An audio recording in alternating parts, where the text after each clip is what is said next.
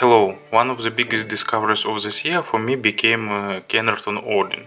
It is high-end headphones from company Kennerton. It is planar magnetic, and they offer a lot of interesting features. Unusual tuning, they built from scratch, completely designed wisely, and so on and so forth. It is flagship model offering premium materials and a lot of lot of manual work, so they cost $2,450 and they offering unusual high-end sound, really worth attention of those who want some really high-end headphones. As many high-end audio gear, Odins came packed in two layers. Outer box is made of brown cardboard. It is transport box. It's big and bulky and heavy. It weighs about 4.5 kilograms gross weight, and inside there are a lot of foam, and you will see the inner box. Inner box is made of wood. It's really stylish. It can be transformed to a display stand. Inside you will have the headphones themselves located to display their beauty, and pretty good cable.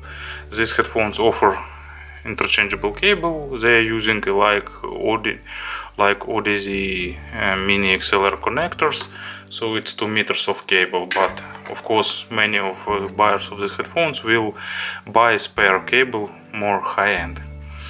So as you can see, package is really nice. It really worth this superb quality and this high-end price. So they are packaged really nicely, and actually accessory set is not really big, but headphones and cable, it's everything that you will usually have with full-sized cans. And about the build quality of the headphones themselves, as you can see, they are really premium. There is no single gram of plastic, so it's just wood, metal, and pure leather.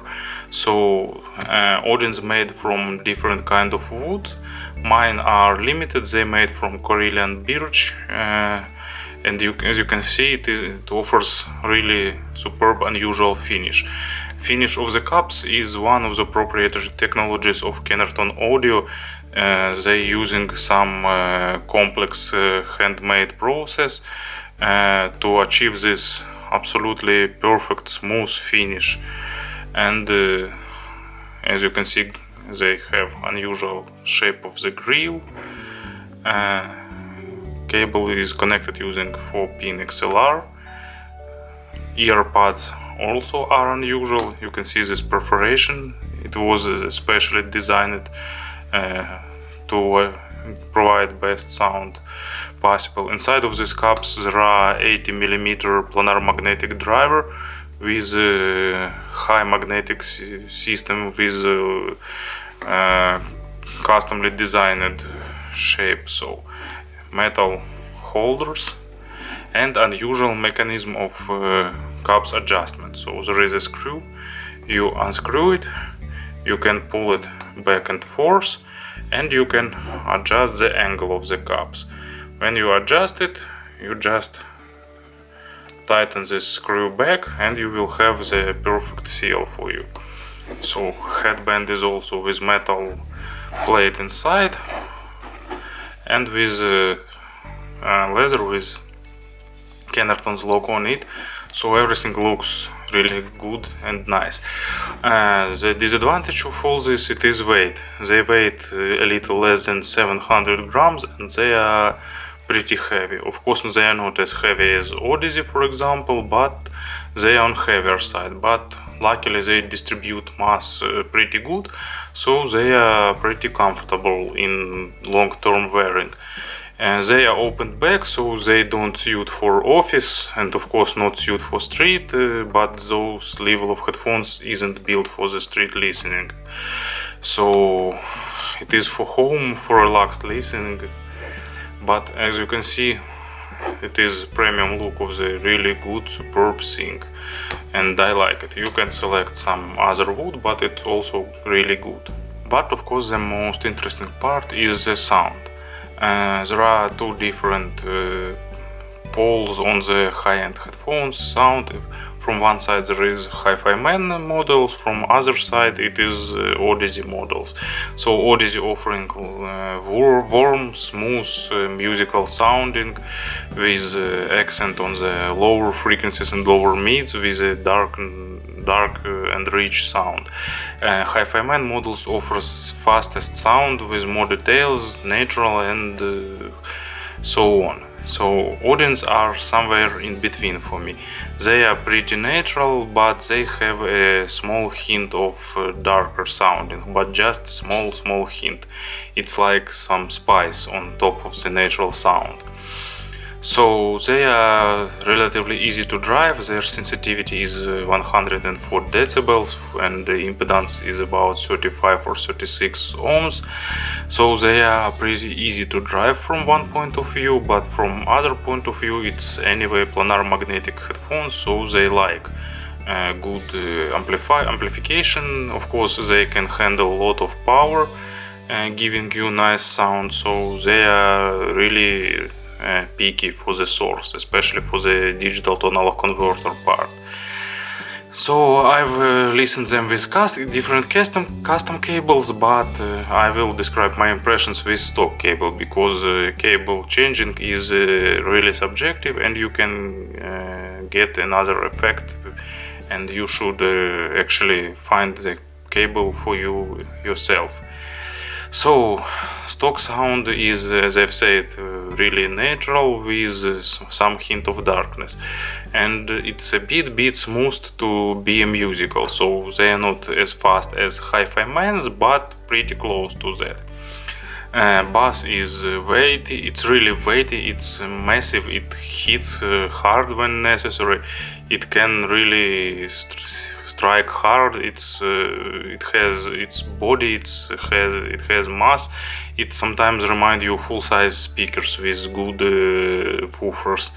So deep bass is a bit rolled off compared to mid bass, but just a little bit, and it's anyway sub bass is present. Of course they don't go to the hellish deeps like Abyss, but for all live genres, for all live music, the depth of their bass is really absolutely perfectly balanced. If it would be more, they sounded a bit bloaty. So bass is nice, it's textured, it can, I don't know, hit you with all these drum kicks, and it can represent, I don't know, some jazz bass guitar, for example, with all this body of the lower frequency instruments. Transition to mids are absolutely perfect, there is no any hint of bass bleeding to mids. Mids are a bit smooth, but not to that level where it became to hide the details actually. So mids are very musical, emotional, they are enjoyable, and these headphones bring vocal a bit in front of other instruments, so it gives you more live effect. So soundstage is really wide, not the widest, but really wide. And it's really good in depth. Layer separations are perfect, all instruments located perfectly on the imaginary stage, so everything is good. Treble is also nicely defined, it has all the necessary details, but actually they hide sibilance and they hide harshness a little bit, so they sound a bit smoother. They don't treble peaky, they don't sound harsh. But if records are bad, you will definitely hear it, because often on the bad recordings there is problems with the treble. So you will hear all the treble nuances, but it won't be as harsh as, for example, Hi-Fi Man does. So it's perfect headphones, style-wise it's perfect headphones for the hard rock, for classic rock, for metal, for classical music, actually for all these live genres with rich timbres, with a lot of nice instruments and so on. I like almost everything in these headphones, maybe besides some music that requires a lot of deep sub bass, and actually is with the exception, I don't know, with some music that requires a lot of treble with percussions and so on. But anyway, they are good anyway, maybe just not perfect. So for the styles that I have mentioned before, they are absolutely great. So if you're looking for high-end headphones, for example, for classical rock and some other styles like this, it is really an option for you to consider. Thank you for attention.